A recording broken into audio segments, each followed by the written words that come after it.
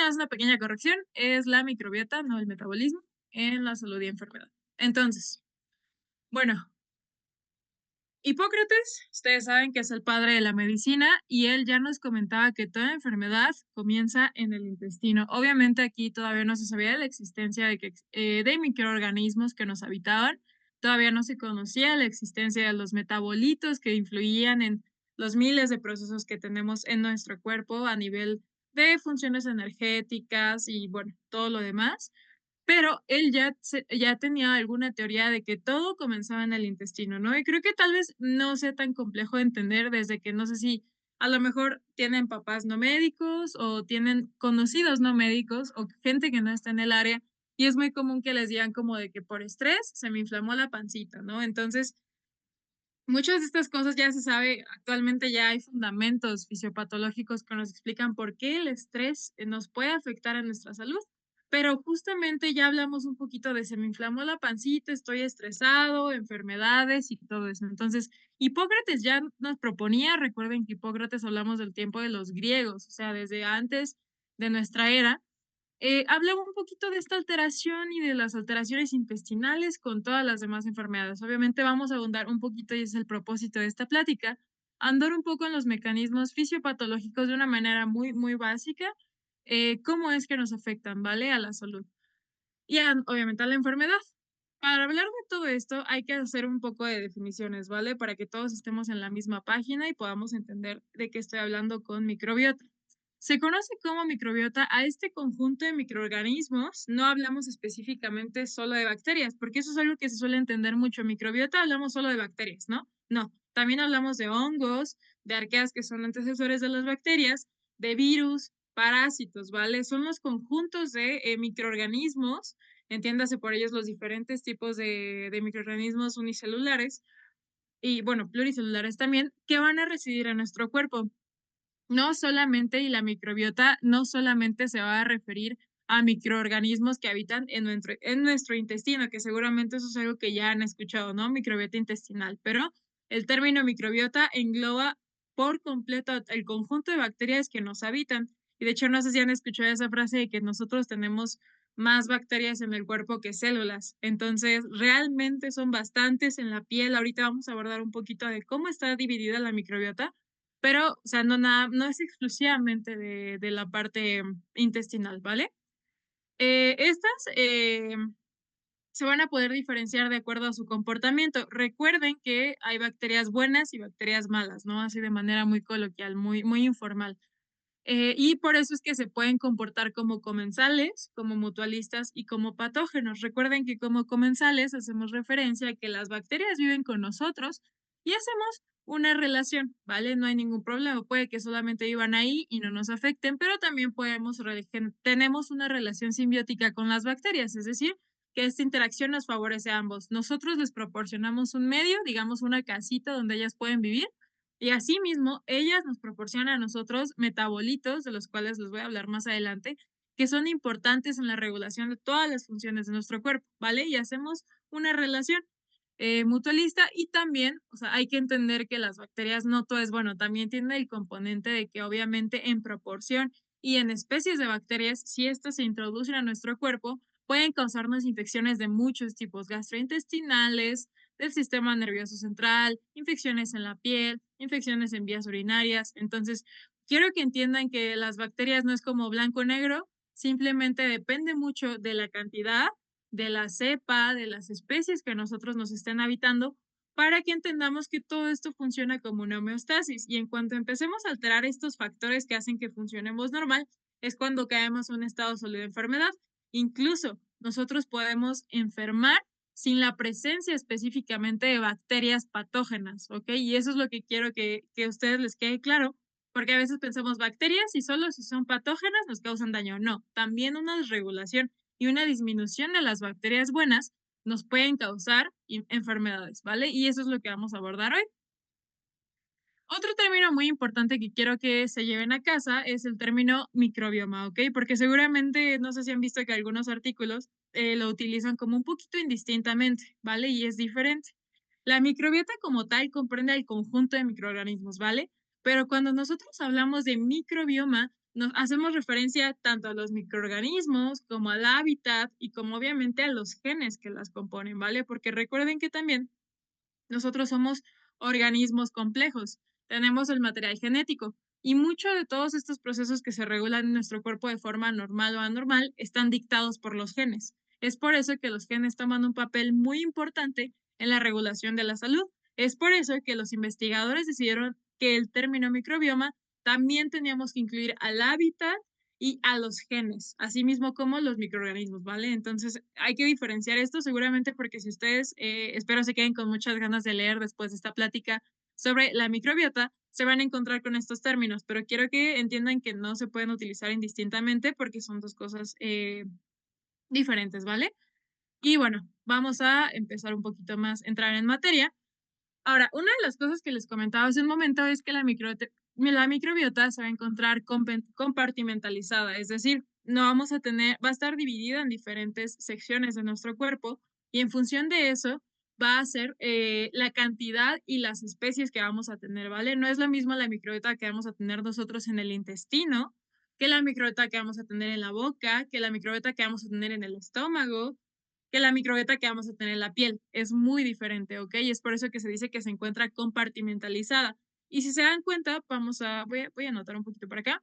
Si se dan cuenta en este esquema de la izquierda, aquí podemos tener los colores que se hacen referencia. Ahorita les hablo un poquito más específicamente de qué son este tipo de bacterias, pero si se dan cuenta van en diferentes proporciones, ¿no? A lo mejor, no sé, vamos a hablar de intestino delgado, tenemos un poquito más de proteobacterias, ahorita les hablo de ellas. A comparación, no sé, canal auditivo, que tenemos un poquito más de firmicutes. Entonces, lo que quiero que quede claro, recuerden que estos son filums de bacterias, es que es muy diferente la microbiota de un lado y de otro, ¿vale? Es por eso que incluso a veces puede haber infecciones porque empieza a haber traslocación de bacterias, algo que vamos a hablar más adelante, ¿vale? Pero hasta ahora quiero que se queden con eso. Como les comentaba, cada región de nuestro cuerpo se va a caracterizar por tener una densidad, es decir, una cantidad de, como tal, de bacterias y una diversidad variable. Y bueno, el sitio obviamente con mayor densidad, es decir, más cantidad de bacterias y variabilidad también en especies y en filos, es el aparato digestivo. Y esto, pues, se súper sabe, ¿no? Creo que eso lo podemos relacionar un poquito con lo que decía Hipócrates. Digo, en ese tiempo no sabía que existían, pero que el intestino tiene un papel fundamental en la regulación de muchos procesos, ¿vale? Especialmente en el ciego. Pero bueno, vamos a pasar a lo siguiente. Voy a agarrar el puntero. Ahora, ¿qué función va a tener la microbiota?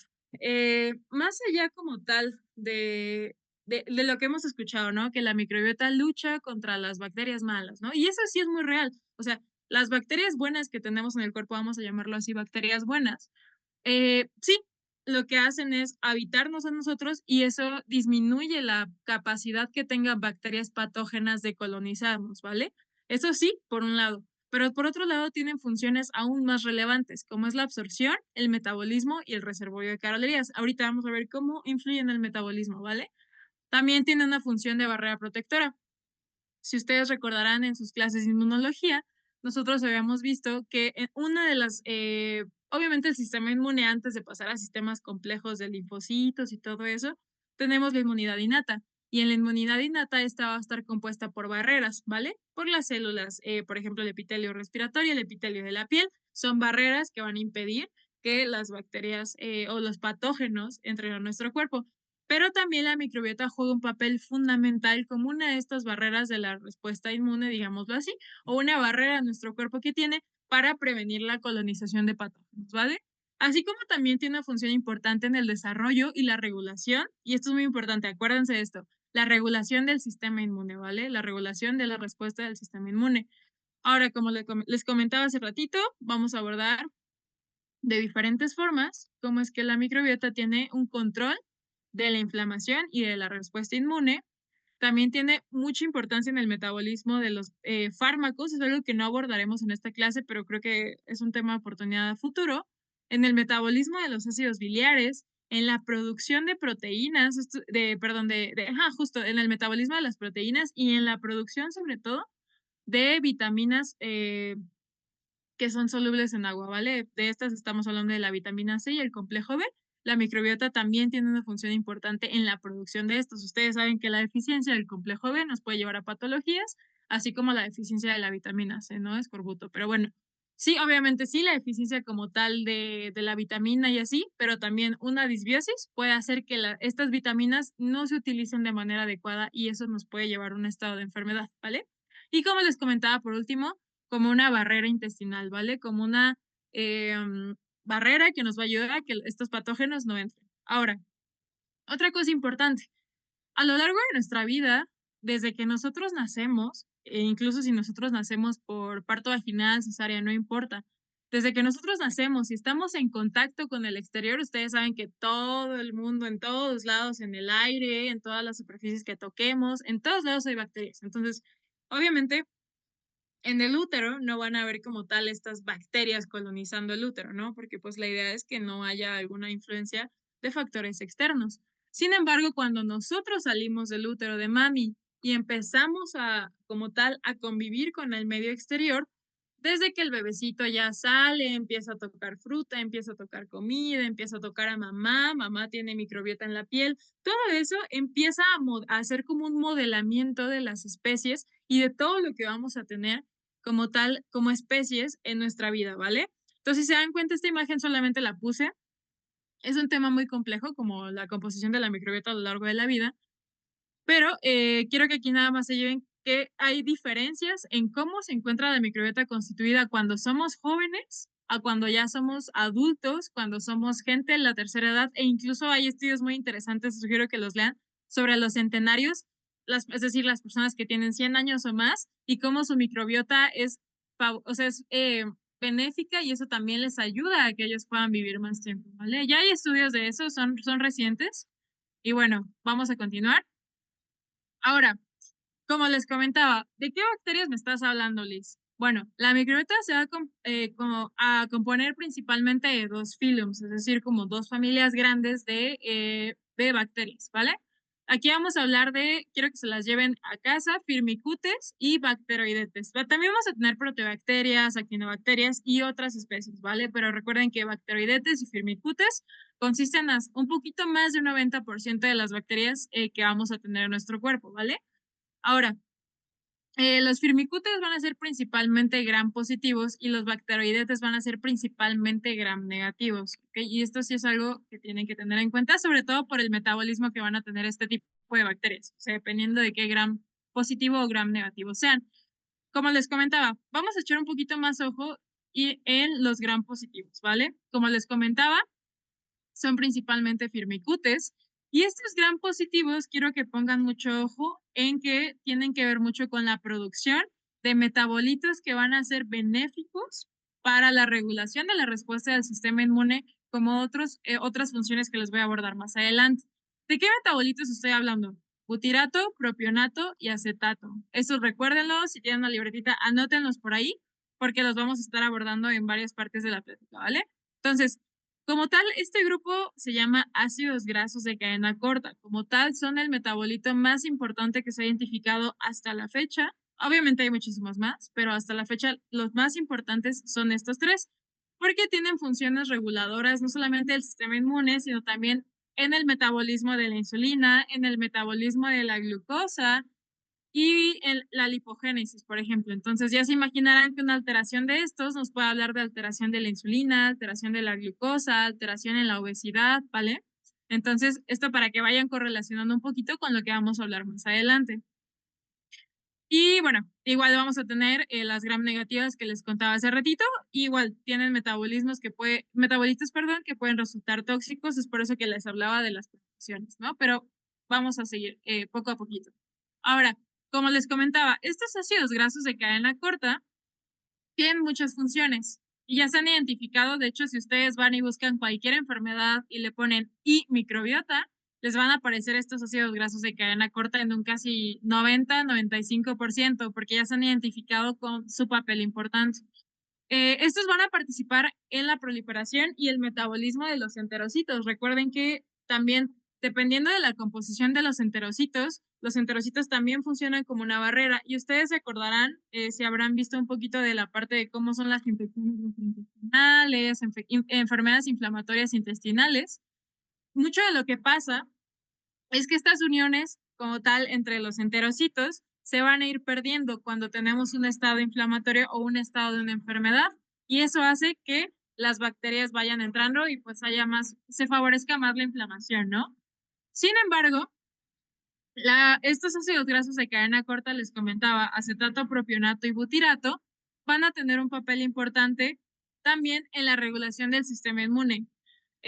Como ustedes recordarán, el sistema inmune es regulado por muchos factores, ¿vale? Entre ellas vamos a tener a las células T reguladoras, a los linfocitos T reguladores. Es decir, que si nosotros tenemos mayor cantidad de estos metabolitos buenos que producen las bacterias buenas en nuestro cuerpo, va a haber una mayor regulación del sistema inmune porque se va a favorecer a que los linfocitos T se vayan hacia un perfil T regulador. Recuerden que tenemos varios perfiles de linfocitos T, TH1, TH2, TH17, ¿no? Dependiendo de contra qué se esté enfrentando el sistema inmune. Entonces, si nosotros tenemos mayor cantidad o una cantidad adecuada de estos ácidos grasos de cadena corta, va a favorecer a que haya una diferenciación hacia las células T reguladoras, y estas T reguladoras van a liberar citocinas antiinflamatorias, ¿vale? Entonces, aquí ya les voy a ir empezando a meter un poquito de términos, porque la inflamación es es la que juega el papel central en la regulación de todas las enfermedades que les voy a hablar, ¿vale? También estos ácidos grasos de cadena corta van a regular la producción de local, o sea, es decir, en el lugar, recuerden que también en los enterocitos, en el aparato digestivo, hay producción de serotonina. Y ya se acordarán que la serotonina tiene muchas funciones, entonces también regulan la producción local a nivel digestivo de la serotonina. Tienen un efecto prebiótico en las bifidobacterias. Acuérdense que las bifidobacterias son otro de nuestras bacterias que son presentes en la microbiota normal. Y bueno, para este punto, para que no se me vayan confundiendo si digo probiótico o prebiótico, acuérdense que los probióticos como tal son las especies vivas, las bacterias. Es por eso que, por ejemplo, no sé si han escuchado, si son de México, habrán escuchado el Yakult, y el Yakult dice que tiene probióticos, ¿no? Que los lactobacilos Casei shirota y quién sabe qué, ¿no? Y si son de otros países, seguramente han escuchado que no, debes de comer probióticos, ¿no? Literalmente, o sea, sí los venden, y son las colonias vivas. Muchos son lactobacilos que cuando los ingerimos tienen estas funciones normalmente buenas que ejercen, ¿no? Entonces los probióticos como tal son los microorganismos vivos, y los prebióticos, vamos a decirlo así, son como los alimentos, los factores que hacen que estas bacterias, estos probióticos, funcionen bien, ¿vale? Entonces, para que no se me vayan a ir confundiendo con términos. Y bueno, también, como les comentaba, promueve un ambiente antiinflamatorio, y normalmente se espera tener una mayor concentración de firmicutes que de bacteroidetes. Como les comentaba hace ratito, los firmicutes son gram positivos principalmente, ¿vale? Y estos gram positivos son los que tienen esta producción de acetato, butirato y propionato, que es los que les comentaba hace ratito de ese lado, ¿vale? Entonces, como les comentaba, o sea, no solamente tenemos ácidos grasos de cadena corta, también tenemos otro tipo de metabolitos que van a tener una función muy importante, ¿vale? Esta es como una tabla que les puse, ya no la vamos a poder revisar por detenimiento por cuestiones de tiempo, pero para que nada más se den cuenta cómo vamos a tener derivados de indol, lipopolisacáridos, las vitaminas que les comentaba hace ratito, déjenles señalo aquí con el lápiz. Aquí está. Ya vieron que metabolitos de la microbiota, y si ustedes ven acá abajo, vitaminas, incluyendo tiamina, riboflavina, que estas forman parte del complejo B, ¿vale? Se dan cuenta también, son un metabolito de las bacterias. Entonces ya se imaginarán más o menos hasta este punto la relevancia de la microbiota. Entonces, vamos a continuar más adelante. Acuérdense que muchas de estas deficiencias de vitaminas, por ejemplo, de B12, tienen funciones importantes para los eritrocitos. Entonces, una deficiencia de estas nos puede causar anemia. Entonces, ya se imaginarán más o menos la relación que estamos creando, ¿vale? Ahora, una de las cosas importantes es la relación de firmicutes y bacteroidetes, que son estas dos especies de bacterias que les hablaba. Esta relación, disculpen, está lloviendo, entonces hay un poquito de ruido. Igual, ¿sí me estoy escuchando hasta el momento? está Sí, lloviendo doctora. y sí, excelente. Vale, vale. Igual cualquier cosa me pueden detener, ¿eh? No pasa nada. Entonces, esta relación se tiene que mantener de una forma homeostática. ¿Para qué? ¿Se acuerdan que les hablaba que una correcta homeostasis de estos metabolitos, de esta microbiota, va a hacer que no haya tanta permeabilidad intestinal y aquí evitamos que haya una mucha translocación de bacterias hacia el torrente sanguíneo, ¿vale? Endotoxemia, es decir, productos, toxinas generadas por las mismas bacterias, esta lo disminuye y por lo tanto disminuimos la inflamación, ¿vale? Y como les comentaba, también vamos a tener metabolitos buenos, los ácidos grasos de cadena corta, acetato, butirato y propionato, ¿vale? De hecho, el que nosotros también ya lo abordaremos más adelante, tengamos una microbiota sana, hace que haya una correcta sensibilidad a la insulina. Entonces, ya se ha observado que en pacientes diabéticos tienen alteración en la microbiota justamente y eso influye a que tengan una menor sensibilidad a la insulina, ¿vale? Hablamos de diabetes tipo 2. Ahora, si nosotros empezamos a tener una disbiosis, es decir, una alteración en la proporción y en la diversidad de bacterias, vamos a tener una mayor permeabilidad intestinal, vamos a tener un aumento de citoquinas proinflamatorias, mayor resistencia a la insulina, mayor formación de adipocitos y por lo tanto grasa visceral, que a su vez se exacerba como tal. Ustedes saben que la grasa visceral, pues, como tal, funciona como un órgano que libera diferentes citocinas proinflamatorias y adipocinas. Y bueno, todo eso favorece a un estado proinflamatorio, ¿vale? Algo de lo que vamos a hablar más adelante es la inflamación crónica de bajo grado, que es decir, como la inflamación constante. Entonces, se dan cuenta, todo esto exacerba estas regulaciones.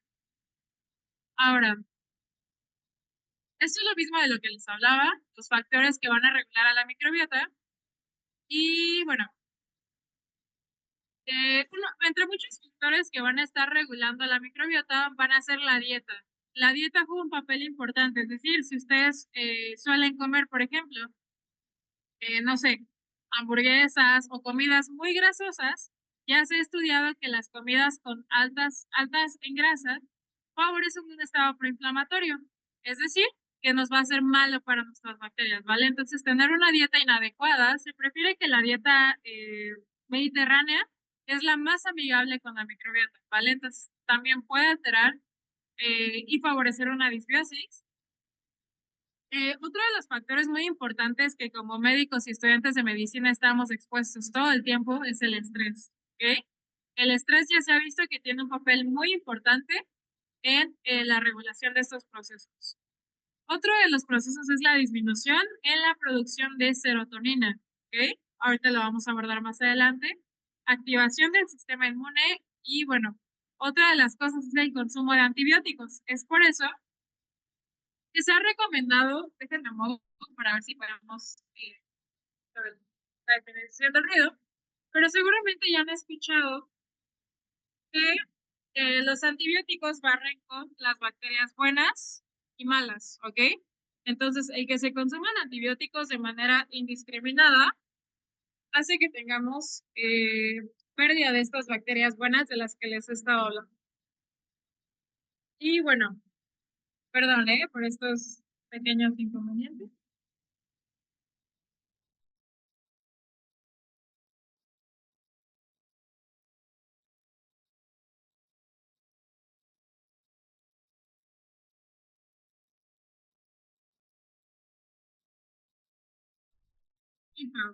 Pero ya aquí me escuchan un poquito mejor. No sé si escuchaba mucho el ruido de la lluvia, pero bueno, No, doctora, no hay problema. gracias. Ahora es con la parte buena, que es cada enfermedad. Ahora, como les comentaba, esta disbiosis va a ser disminución de la variabilidad y a la densidad de las especies bacterianas que vamos a tener, ¿vale? Ahora, una cosa muy importante y es de lo que va a partir o va a ser una parte medular de esta plática. La microbiota intestinal de la que les he estado hablando funciona sola, es decir, la microbiota por sí sola tiene un intestinal. Eh, ¿Es lo que regula todo? No. La respuesta es no. Esta microbiota, de hecho, ya esto está muy interesante, si ustedes ahondan un poquito en PubMed y hacen como una búsqueda, se van a dar cuenta que vamos a tener algo que se llama eje intestino, no sé, intestino-cerebro. Y en inglés está como gut-brain axis, gut-brain endocrine axis, gut-liver axis. Ya se ha establecido como tal en los últimos años una estrecha relación entre la microbiota intestinal y todos los órganos, ¿vale? Es por eso que a mí me gusta mucho hacer la analogía de cómo la microbiota intestinal es como si fuera un director de orquesta. La microbiota intestinal funciona como un director de orquesta y en este caso los diferentes instrumentos son los diferentes órganos en nuestro cuerpo, ¿vale? Entonces, vamos a abordar un poquito esto más adelante. Igual estos son los ejes y como se dan cuenta aquí vamos a tener diferentes especies bacterianas dependiendo de la ubicación donde estemos. Ahora sí,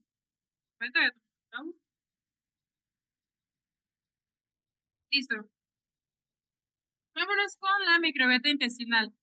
Las cosas que les comentaba hace ratito, que ya para no redundar y ir un poquito más rápido, esta microbiota intestinal, recuerden que el intestino se va a comunicar con el cerebro, sí, por un lado por la microbiota, pero también por mecanismos del sistema nervioso, ¿vale? El sistema nervioso autónomo, acuérdense que se comunica el intestino con el cerebro, es decir, por el nervio vago, obviamente terminales igual nerviosas, así mismo como el sistema nervioso inmune, perdón, el sistema inmune. Entonces, esta relación va a estar completamente estrecha. Ahora, de manera normal, el que nosotros tengamos bacterias presentes en nuestro cuerpo va a generar que el sistema inmune tenga cierta tolerancia a que haya bacterias en el cuerpo, ¿no? Porque esa es la idea. Obviamente, son bacterias, siguen siendo bacterias. Eso no hace que el sistema inmune en algún momento se pregunte de, oye, esto no somos nosotros, ¿no? Se ve diferente. Lo que va a pasar de manera normal es que el sistema inmune va a generar tolerancia hacia la presencia de bacterias. Sin embargo, cuando hay alteraciones, se rompe esta tolerancia, ¿vale? Ese es otro de los mecanismos. Ahora, la alteración en cualquiera de estos componentes, ya sea en la microbiota, en el sistema inmune o en el sistema nervioso, nos va a llevar a inflamación intestinal, a inflamación crónica de bajo grado, que les hablaba hace un ratito, a ansiedad, depresión, resistencia a la insulina y cierta predisposición a la obesidad y a la diabetes, ¿vale? Vamos a ver qué mecanismos. Ahora vamos a ver más adelante. Vamos a comenzar primero con la microbiota y el metabolismo. En este sentido, ya se ha visto que la microbiota juega un papel muy importante en el metabolismo de la glucosa, así como como la regulación del sistema inmune juega un papel importante en el metabolismo de la glucosa. Entonces, y a su vez, estos se regulan, ¿vale? Es como una relación bidireccional. Ahora, en que nosotros tengamos cierta inflamación, ya se ha visto que tiene relación con la resistencia a la insulina. ¿De qué forma? Les hablaba hace ratito de que la inflamación puede ser causada por esta disbiosis, ¿no? Es decir, esta alteración en la microbiota, normal. Esta inflamación como tal, y dejen, igual, saco otra vez el lapicito para que entendamos un poquito más de los mecanismos. De manera normal, recuerden que tenemos receptores de insulina, ¿no? Entonces, la insulina va a venir, se va a unir. Recuerden que la insulina, producida por las células beta pancreáticas, va a funcionar, lo llaman coloquialmente como la llave, ¿no? Que hace que la glucosa, se activen los GLUTs y la glucosa entre a la célula. Cuando nosotros tenemos un estado proinflamatorio por disbiosis, por ejemplo, por una dieta alta en grasas que les comentaba hace ratito, que realmente es como una relación muy intrínseca, es por eso que vamos a hablarlo desde el punto de vista de disbiosis. Cuando nosotros tenemos un aumento en la liberación de citocinas proinflamatorias, interleucina 6, TNF-alfa, interleucina 1, vamos a tener que este TNF-alfa se va a unir a los receptores celulares de TNF-alfa, lo que va a echar a andar a la activación de JNK, que van a ser comunicadores intracelulares.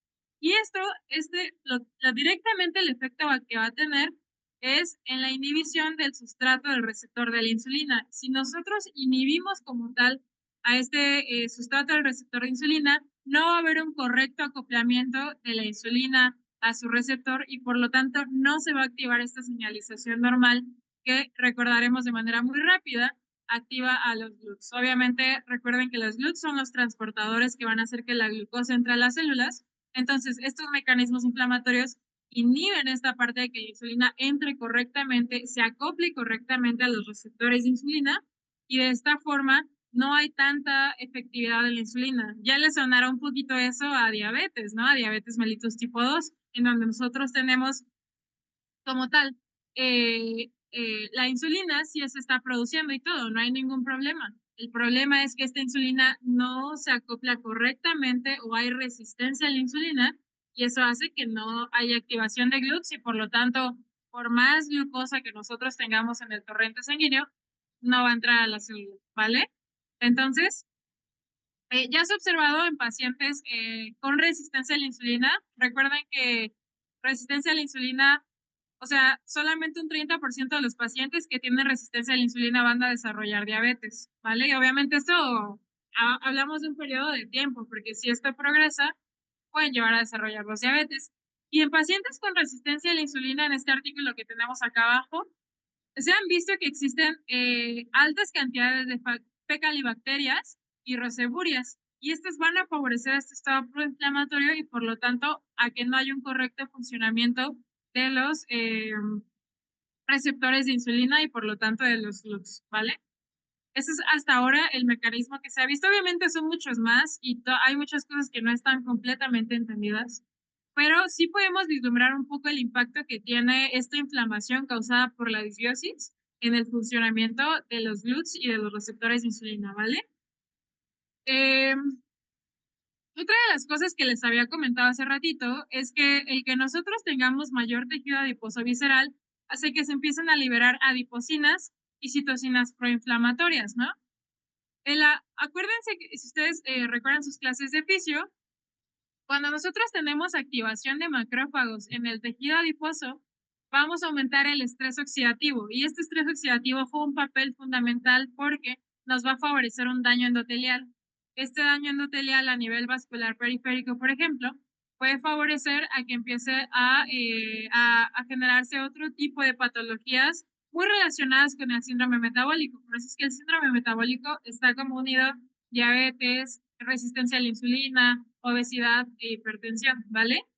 Obviamente todo esto, nosotros el tener un daño endotelial que por sí mismo nos va a empezar a exacerbar la inflamación, así como que la persona, imagínense que sea gordita, ya tiene un tejido adiposo aumentado y empieza a exacerbarse esta liberación de citocinas proinflamatorias y adipocinas, más la disbiosis, todo esto nos va a favorecer a que tengamos un aumento de riesgo cardiovascular, ¿vale?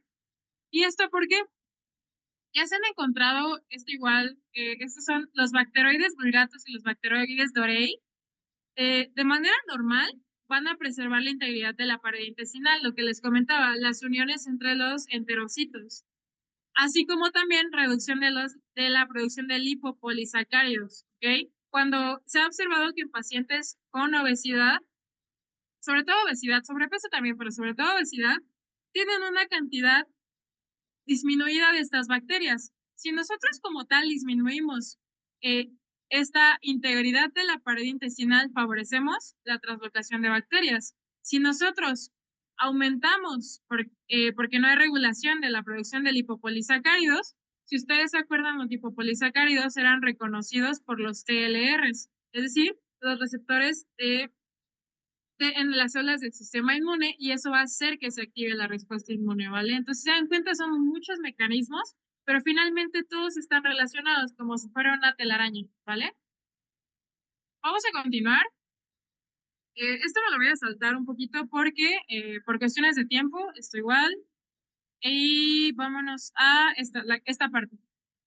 Ok, una cosa muy interesante, y esto alguna vez de una clase de hipertensión, y cuando les comenté esto, todos se quedaron como de wow, o sea, la hipertensión no nada más es como, sí, consumo mucha sal y quién sabe cómo, porque todos lo decimos, ¿no? No consumo sal, le decimos a los pacientes. ¿Por qué?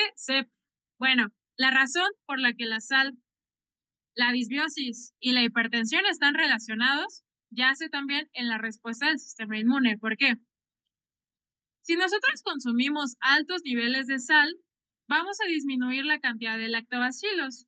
Los lactobacilos forman parte de los firmicutes. ¿Se acuerdan que les había comentado que los firmicutes también eran bacterias buenas, que eran gram positivos? Si no, es decir, pensemos en que la sal es mala para los firmicutes, ¿vale? De manera normal, estos lactobacilos van a producir moléculas que se llaman indoles. Y estos indoles de forma normal van a regular la respuesta del sistema inmune, es decir, favorecen un estado antiinflamatorio.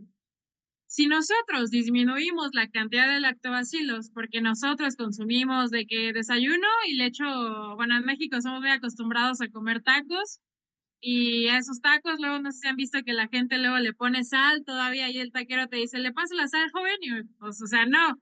Ya cuando vayan a la taquería no le aceptan la sal al taquero porque ya saben que esto les va a hacer. Esta sal es tóxica para sus lactobacilos.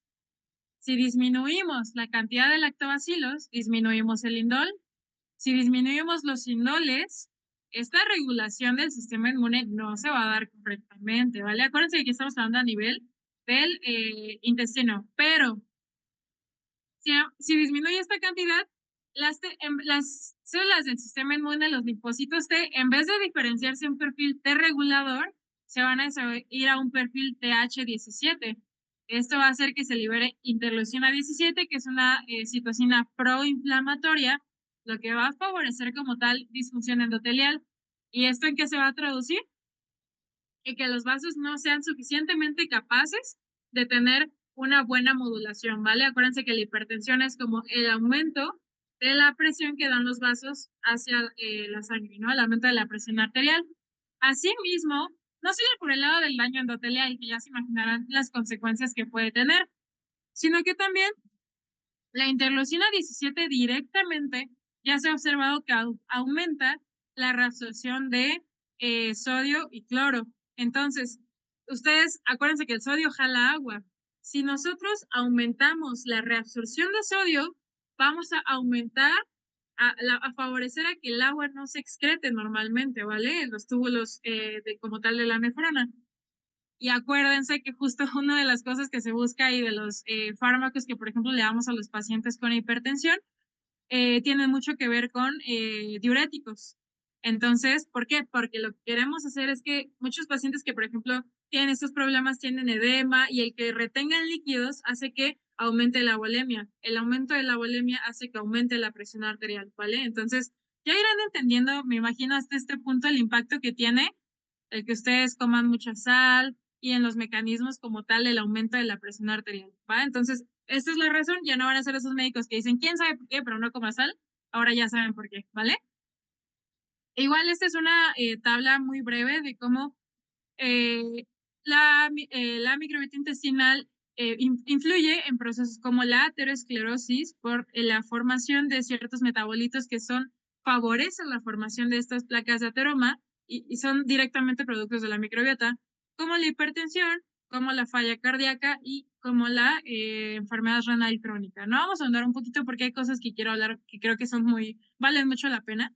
Entonces, eh, bueno, déjenme saltarme a una parte muy interesante, que creo que esto es igual una plática que he dado varias veces, pero hagan de cuenta que doy en una hora todo esto que les voy a explicar en 5 minutos. Entonces, a ver, ya les había comentado que el cerebro y el intestino están conectados, ¿no?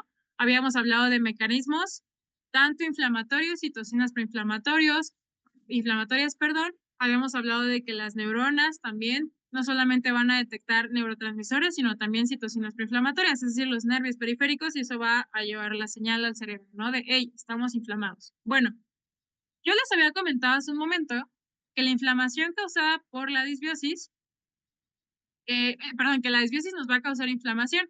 Y de manera muy interesante, y esto ya está súper bien establecido, cómo esta inflamación, que por ejemplo puede ser causada por estrés, por mecanismos que en esta plática no voy a ahondar, pero ustedes mientras créanme, que el estrés va a aumentar el estado inflamatorio de una persona. Es decir, si ustedes están estresados, lo equivalemos a que están inflamados, ¿vale? Si yo les mido la cantidad de citocinas proinflamatorias que tienen. Ahorita no sé si estén estresados, si tengan tarea, pero si yo se las mido, van a salir súper altas. Entonces, justamente, esta inflamación causada por la disbiosis o por factores estresores van a activar a macrófagos hepáticos.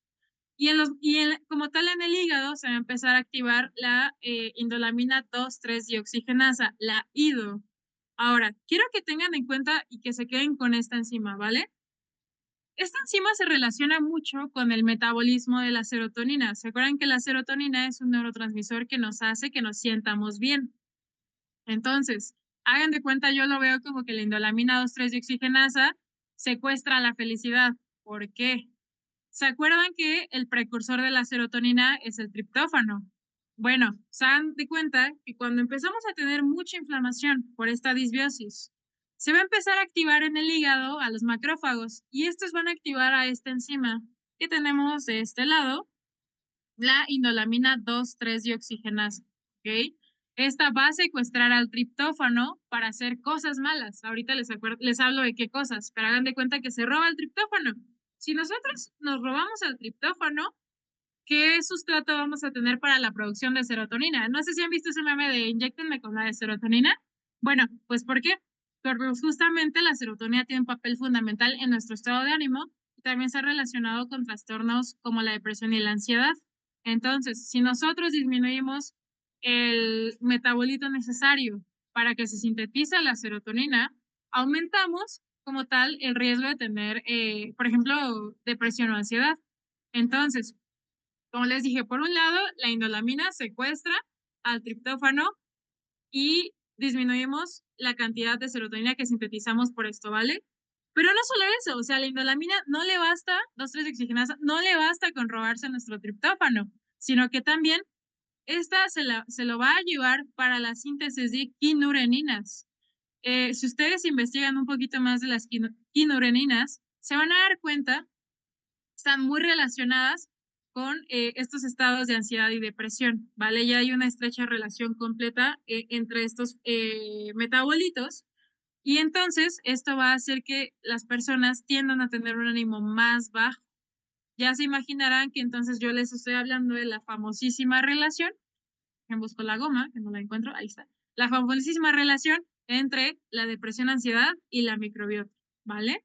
Entonces, como les comentaba, esta es una de las razones por las que se empieza a ver que la microbiota juega un papel importante en nuestro estado de ánimo, por eso cuiden mucho sus bacterias. De hecho, una de las visiones integrales que se están dando al tratamiento de depresión y ansiedad, sobre todo, es una correcta dieta, que esto hace que haya un buen metabolismo y tengamos una buena relación con nuestra microbiota, ¿vale? Entonces, esto para que lo vayamos entendiendo. ¿Por qué es interesante o importante la función de la serotonina que les había dicho hace un momento? Tiene función con el aprendizaje, la memoria, la locomoción, y en esto es muy importante. No sé si a ustedes les pasa que conforme van avanzando en la carrera de medicina, no sé si les pasa que cuando eran chiquitos se sabían el nombre de 300 dinosaurios, ¿no? Después van creciendo y ahorita apenas si se acuerdan de su nombre, ¿no? Porque, pues ya saben, ¿no? Un buen de información, estamos estresados, estamos inflamados.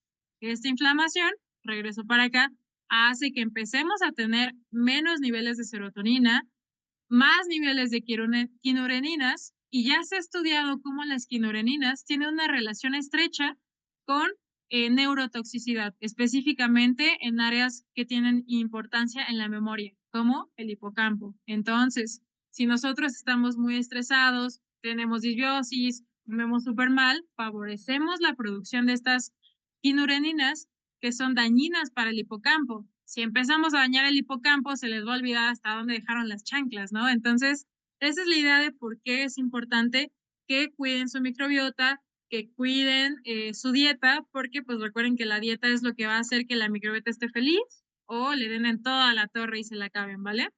Entonces, si algún día sienten que nadie los quiere o así, acuérdense que la microbiota los está dando todo por ustedes. Entonces, bueno, les voy a contar una cosa muy interesante que se hizo en el Instituto Nacional de Psiquiatría acá en México.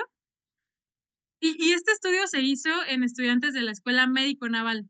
Ya, acuérdense que pues igual entre escuelas de medicina ya sabemos que todos, o sea, seas de la escuela que seas, vas a estar bien estresado, ¿no? Pero bueno, este estudio se hizo en la Escuela Médico Naval. Entonces, agarraron a los chavillos bien felices que se estaban poniendo la bata. Eso lo estoy diciendo de más, realmente el estudio se agarraron a estudios de estudiantes de primer año de la Médico Naval. Le estoy dando contexto, ¿no? Agarraron a esos morrillos que andan subiendo sus historias a Instagram de Med Student, Med Life, Grey's Anatomy y todo eso, ¿no? Estos chicos que van entrando, como todos entramos, bien relajados, normales, no se han estresado tanto, ¿vale? Y se dieron cuenta que estos chicos que entraron, normalmente los de la Médico Naval también les piden muchas cosas, de que tengan buen peso y todo eso, ¿no? Entonces, determinaron la microbiota en estos jóvenes y se dieron cuenta que tenían una buena relación entre los firmicutes y los bacteroidetes. Asimismo, cuantificaron la cantidad de serotonina que tenían y las quinureninas, las que les hablaba hace ratito, ¿vale? Que son tóxicas para el hipocampo, acuérdense. Espero se estén acordando de todo eso, si no, yo que ustedes ahí como que platicaba con mi microbiota para ver si todo bien, ¿vale? Y asimismo los evaluaron para la ansiedad. Y se dieron cuenta que estos chicos tenían un puntaje muy bajo de ansiedad porque tenían adecuados niveles de serotonina y quinureninas, porque tenían una relación muy conservada, es decir, su microbiota intestinal estaba muy bien, ¿vale? Bueno, los evaluaron, no me recuerdo si fueron de 6 a 12 meses después, o sea, de que entraron como tal a la facultad de medicina, y lo mismo, a los mismos chicos que habían estado bien, les determinaron la microbiota, es decir, la cantidad de especies. Esto se puede hacer por una muestra de materia fecal, podemos determinar qué bacterias tenemos en el intestino, y se dieron cuenta que tenían una disminución de firmicutes. Entonces, acuérdense que los firmicutes eran los que producían los ácidos grasos de cadena corta, los que hacían que haya una menor inflamación a nivel sistémico, inflamación de bajo grado. Entonces, se dieron cuenta que tenían bajos firmicutes. Ya se imaginarán más o menos en qué se está traduciendo esto. Cuantificaron su serotonina, su relación de la serotonina con las quinureninas y se dieron cuenta que tenían mayores niveles de quinureninas. Es decir, acuérdense que esto venía del metabolismo de la enzima indolamina 2,3-dioxigenasa, ¿no? Entonces, les hicieron escalas, porque acuérdense que no nada más importa como la parte de, sí, tenía este número de moléculas, no, sino también la parte clínica. Les hicieron una evaluación en niveles de ansiedad, esto lo hicieron psiquiatras, y se dieron cuenta que tenían altos niveles probables diagnósticos de ansiedad, ¿vale? Entonces, ya se darán cuenta qué efecto tiene el estrés, la dieta, los hábitos de sueño y todos los factores en la microbiota intestinal. Pero lo que quiero recalcar aquí de este estudio es que ustedes se den cuenta cómo los que empezaron recién la escuela tenían una relación conservada entre sus firmicutes y sus bacteroidetes, que son los films que les hablaba al inicio. Pero cuando ya avanzaron en el tiempo, pues también muchos de los estudiantes de medicina luego se nos hace fácil no comer o comer cualquier cosa que nos encontremos allá afuera. Bueno, se dieron cuenta que también tenía disminución de los firmicutes y una disminución de las bacterias buenas sí tuvo un impacto en su estado anímico, ¿vale? Estos pacientes, esos chicos, tenían mayores niveles de ansiedad. Entonces ya vieron que no es nada más como esta parte, sí, moléculas. Ya lo podemos traducir en un contexto clínico en donde ya tenemos una muestra muy clara de cómo estos mecanismos tienen un efecto, ¿vale? Aquí ya nada más les puse como conclusión de esta parte, que tenemos de manera como anormal, si empezamos a tener nosotros una disminución de los firmicutes y de todas estas especies de bacterias que les puse aquí, bifidobacterias, lactobacilos, y empezamos a tener más esta variedad de bacterias que no son en proporción. Acuérdense que no son malas o buenas, depende mucho de las proporciones en las que estén, que es lo que les hablaba al inicio. Podemos tener como tal una deficiente y una mayor estado proinflamatorio que va a favorecer a que tengamos diferentes manifestaciones, ¿vale? Esto es en el caso del gut-brain axis. Creo que ya se usó un poquito el sonido, entonces ya tenemos un poquito de más libertad de hablar. No sé si me escuchaban bien, espero que sí, pero bueno, otra de las cosas que les voy a hablar, ya de aquí ya me tomo unos minutos, ¿vale? Ya no me tardo mucho, es otros ejemplos en el cerebro, porque sí, ya les hablé de la depresión, ya les hablé de la ansiedad, ya les hablé de esto, ¿no? Hay algo que justo cuando estaba la primera vez que esta plática y en el proceso de preparación que estaba dando esta plática, una de las cosas más interesantes que me encontré fue la relación entre la microbiota y los aneurismas, ¿ok? Acuérdense que los aneurismas son formaciones como tal en el cerebro que nos pueden llevar a que tengamos eventos vasculares cerebrales. La ruptura de estos aneurismas es lo que nos lleva a tener EBCs, ¿vale? Entonces, investigadores se dieron cuenta que el que nosotros tengamos un estado preinflamatorio por esta disminución y esta alteración en las especies bacterianas nos hace que haya mayor, se favorezca como tal la formación y la ruptura de aneurismas, ¿vale?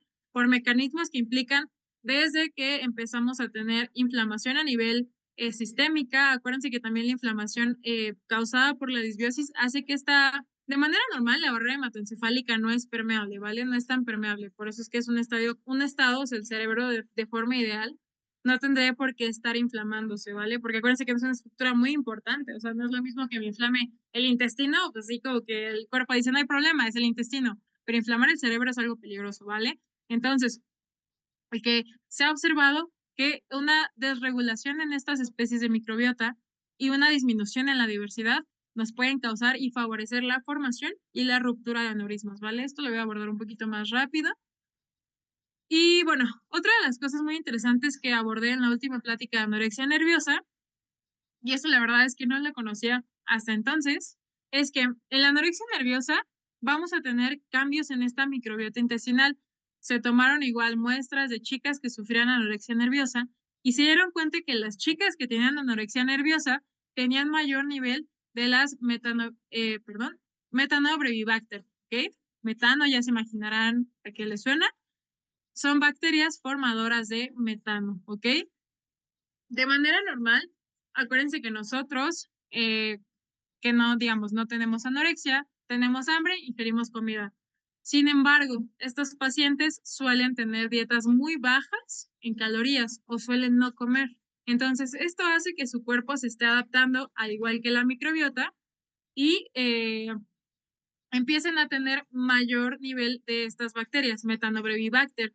Estas lo que van a hacer es optimizar la extracción de energía en dietas muy bajas en calorías, ¿ok? Es otro tipo de metabolismo que tienen estas bacterias. Es una forma del cuerpo y de las bacterias de adaptarse a un ambiente donde no les dan de comer. O sea, porque acuérdense que pues finalmente las dietas que ingiramos es el alimento que le vamos a dar a nuestras bacterias.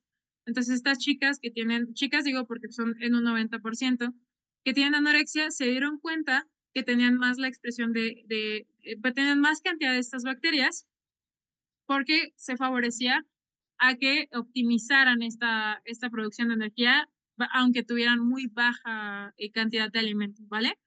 Y esto favorece a qué? Al estreñimiento y a la distensión abdominal. Recuerden que el metano es un gas importante que cuando se empieza a acumular en nuestro intestino causa distensión abdominal, ¿vale? Esta es la razón por la que no sé si han visto alguna vez en clínicas, en hospitales o en algún familiar, alguna persona que sufra anorexia nerviosa y les van a referir mucho que se sienten distendidas, que están estreñidas. Bueno, el metabolismo de estas bacterias es lo que favorece estos síntomas, ¿vale? Entonces, se dan cuenta, va mucho relacionado con un buen de cosas. Ahora, esta dieta va a influir en el desarrollo de la disbiosis, lo que les comentaba.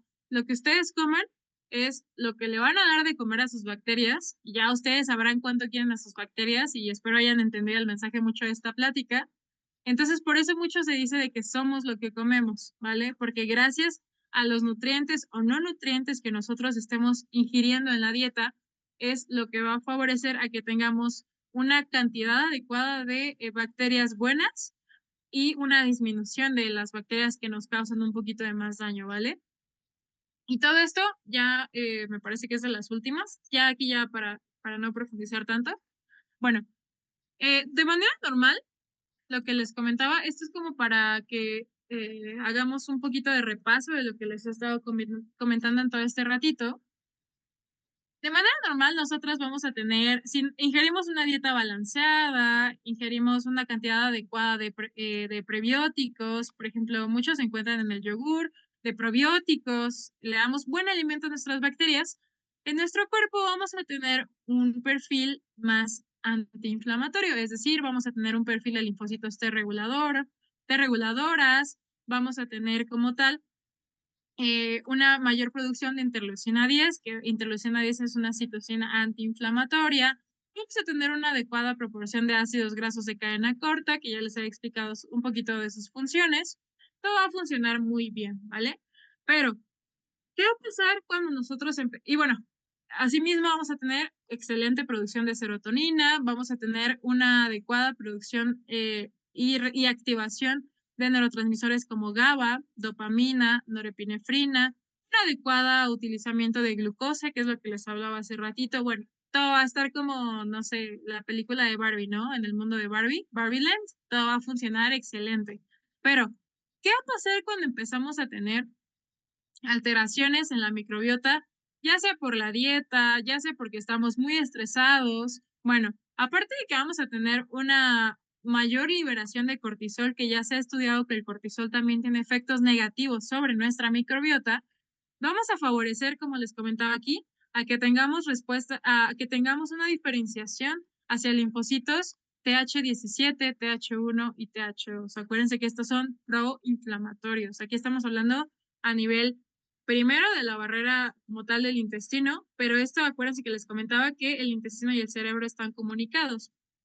Por lo tanto, vamos a tener mayor producción de interleucina 1 beta, interleucina 17, que va a ser justamente producida por los TH17, interferón gamma, mayor producción de los lipopolisacáridos, y acuérdense que estos lipopolisacáridos también activan el sistema inmune, ¿vale? Entonces, asimismo, vamos a tener una disminución en la síntesis de serotonina por los mecanismos que les expliqué hace ratito. Y bueno, desde aquí ya se imaginarán todo el despapalle, que creo que es de lo que les estaba hablando en las diapos pasadas, el impacto clínico que puede tener esto, porque va más allá como de, sí, tiene tantas firbicutes, tantos bacteroidetes, tantas citocinas proinflamatorias. No, no, no. O sea, lo que quiero que se lleven aquí mucho es cómo se traduce esto en un contexto clínico. Vamos a tener pacientes con mayor resistencia a la insulina, mayor síndrome metabólico. Vamos a tener pacientes, si tenemos pacientes, por ejemplo, hipertensos, acuérdense que los hipertensos igual tienen mayor riesgo de EBC. Bueno, todo se va relacionando. Pacientes más ansiosos, pacientes más deprimidos, ¿ok? Y todo esto juega un papel fundamental. Ustedes saben que la salud mental juega un papel fundamentalísimo en cómo se cursa una enfermedad. Es decir, si tenemos una persona que tiene diabetes, hipertensión, cáncer, ya hay una estrecha relación en cómo la salud mental de esa persona va a influir mucho en el pronóstico de la enfermedad, ¿vale? Y en qué tan rápido progresa. Incluso ya hay artículos, si ustedes se pueden a buscar, de cómo la microbiota tiene que ver mucho con el desarrollo de cáncer. Entonces, por cuestiones de tiempo ya no lo vamos a abordar, pero bueno. Ya por último, creo que esa es la última parte de la plática. Creo que había otra cosa de piel, pero nos la vamos a saltar, ¿vale? Por cuestiones de tiempo. Pero bueno, igual, les voy contando ya nada más lo último de pulmón. De manera normal, nosotros tenemos, sí, una microbiota en todo lo que es el aparato respiratorio, ya sea alto y bajo, ¿vale? En la nariz tenemos cierta microbiota que nos va a ayudar a que no haya colonización, aparte de las vibrisas, que son barrera natural que ya tenemos, y bueno, todo eso, ¿no? Tenemos cierta igual, de manera que con los otros organismos, perdón, de la manera que hablábamos al inicio, de que estaba compartimentalizada, que teníamos cierta cantidad de bacteroidetes, de firmicutes, proteobacterias, ¿no? Todo lo que se les había hablado al inicio, igual que pasa en el intestino, pasa en los demás órganos. Entonces, una de las cosas que les quiero hablar muy, muy padre sobre enfermedades pulmonares y la microbiota es que ya se ha estudiado, por ejemplo, que en enfermedades pulmonares, en el intestino lo que vamos, perdón, en el pulmón lo que vamos a tener es como tal, una baja densidad microbiana, es decir, no vamos a tener tantas bacterias, por ejemplo, a como tenemos en nuestro intestino, pero sí las va a haber, ¿ok? O sea, que el doctor que les diga, a mí se me ha tocado escucharlo en clínica, que no, que el pulmón debe estar estéril. Yo así como que, doctor, yo que usted leía y me echaba un clavado en esta bibliografía. ¿Por qué? Ya se ha descubierto que los pulmones no son estériles, ¿ok? Sí tienen como tal también la microbiota propia de los pulmones, pero esta es en baja densidad, es decir, tenemos menos cantidad. Sin embargo, tenemos una alta diversidad, ¿ok? Entonces, de manera similar a como en el intestino, a como a nivel sistémico, la microbiota tiene un papel importante antiinflamatorio. Bueno, en el pulmón también. El papel fundamental de la microbiota en nuestros pulmones es prevenir de infección. de algo que ya les había hablado al inicio, muy similar al intestino, y de inflamación. También ayuda mucho a la maduración del sistema inmune. De hecho, ya hay una relación entre el asma y recuerden que el asma igual es una enfermedad que ya se ha relacionado mucho con la microbiota intestinal, ¿vale? Y el desarrollo del sistema inmune también ya se ha relacionado un poco con las alergias. Y bueno, también la microbiota ayuda a regular esta parte de las T reguladoras y las T17, TH1 y todo eso, ¿no? Entonces, lo que quiero puntualizar acá es que ya se ha observado que en EPOC, en asma y en fibrosis quística ya tenemos una alteración como tal de la microbiota. Es decir, si ustedes agarran un paciente que tenga asma, un paciente que tenga EPOC o un paciente con fibrosis quística, así como muchas otras, aquí nada más pongo estos tres de ejemplo, vamos a tener como tal una menor diversidad de bacterias. ¿Se acuerdan que les había dicho en la diapo pasado que en el pulmón teníamos poquitas bacterias, pero de todo tipo, ¿no? Diríamos en México de chile, mole y pozole, ¿vale? Como un surtido rico de galletas. Hagan de cuenta que tenemos diferentes especies, ¿no? Entonces, esto es como tal en un pulmón normal, ¿vale? En un alveolo normal vamos a tener estas bacterias en proporciones similares y diversas. ¿Qué pasa cuando tenemos asma? Ya se ha observado que tenemos un aumento como tal de proteobacterias, Haemophilus influenzae, Neisseria, ¿ok? Y también vamos a tener como tal un aumento en la producción de streptococos, ¿ok? Entonces se dan cuenta, y esto quiero que lo vean en las tres enfermedades que tienen en común, que vamos a tener una menor diversidad y una mayor densidad de bacterias a nivel pulmonar, ¿vale? Que es como lo contrario de lo que les había estado hablando previamente, de que en el pulmón tenemos pocas, pero de muchos tipos, ¿va? Lo que pasa en las enfermedades como el EPOC y el asma, se invierte como tal esta relación y vamos a tener muchas bacterias y de pocas diversidades, ¿vale?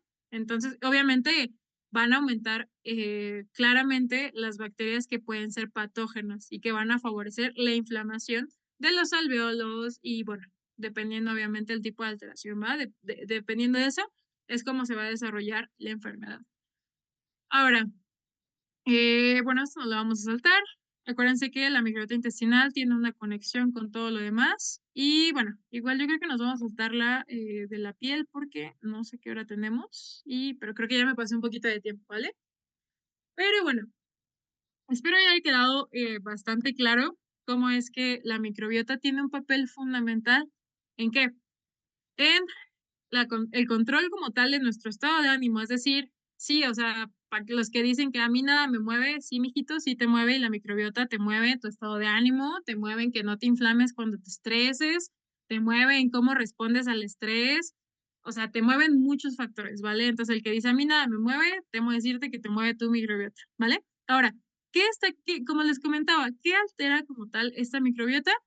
Primero, la dieta que tengan. Si ustedes se la pasan tomando Coca-Cola, se la pasan tomando alcohol, se la pasan fumando y tienen muchos malos hábitos, no solo alimenticios, también el sedentarismo se ha observado que afecta a esta diversidad bacteriana en el intestino. Vamos a favorecer a que tengan un estado proinflamatorio, ¿vale? También se han dado cuenta lo que les comentaba hace ratito, que tiene un papel importante en el desarrollo y en el pronóstico de pacientes diabéticos, pacientes con obesidad, pacientes con hipertensión y pacientes con resistencia a la insulina, por los mecanismos que ya abordamos previamente, ¿vale? Espero les hayan quedado claros. Asimismo, obviamente, otra de las cosas que les comentaba es, como tal, la producción de estos ácidos grasos de cadena corta, que es algo que igual quiero que se lleven, que tienen muchos papeles, pero no solamente son esos, sino realmente son más metabolitos los que producen la microbiota, que finalmente tienen un efecto y una incidencia importante en todo tipo de enfermedades, ¿vale? Y pues nada, de tarea les dejo que investiguen, ahí se echen un clavado a PubMed y le pongan, no sé, microbiota intestinal o microbiome o microbiota and cancer, ¿ok? Y ya me contarán qué encuentran. Y bueno, eso es todo. Disculpen un poquito por lo de la lluvia, el tiempo y demás, pero espero les haya gustado. El tema de microbiota, sin mentirles, es uno de los temas más complejos que he estudiado. Y yo creo que no solamente yo, o sea, yo nada más vengo a contarles lo que los científicos han encontrado, pero estudiarlo es un poco más complejo, porque si se dan cuenta, es como si nosotros tuviéramos una telaraña, quisiéramos estudiar solamente un puntito de esa telaraña. Obviamente, vamos a estar hablando de que los demás puntos de la telaraña también son importantes y también van a regular el cómo se mueve este puntito, ¿vale? Pero bueno, espero les haya quedado un poquito claro qué papel tiene. Espero el mensaje de esta plática, o lo que yo más me importa no es que se acuerden qué citocinas o que se acuerden qué receptores o qué bacterias, no. Lo que quiero que se lleven es que ustedes, como médicos, como estudiantes de medicina, a sus pacientes les hagan énfasis en la importancia de no estar primero tomando antibióticos a lo loco, porque los antibióticos barren a las bacterias malas o buenas, ¿vale? No estar tomando antibióticos a lo loco, cuidar su dieta, cuidar su ingesta de sodio, cuidar su ingesta de alcohol y bueno, todos estos factores que finalmente hacen que la microbiota sufra y pues ya vieron las consecuencias y su traducción clínica, ¿vale? Eso sería todo. Les dejo aquí medios de contacto. Como siempre les digo, si quieren la presentación, mándenme un mensaje en Insta o un correo y sin problema se los paso, ¿va? Igual si quieren algún artículo o algo así, sin ningún problema. Y pues nada, eso es todo. Muchas gracias a todos y espero les haya gustado.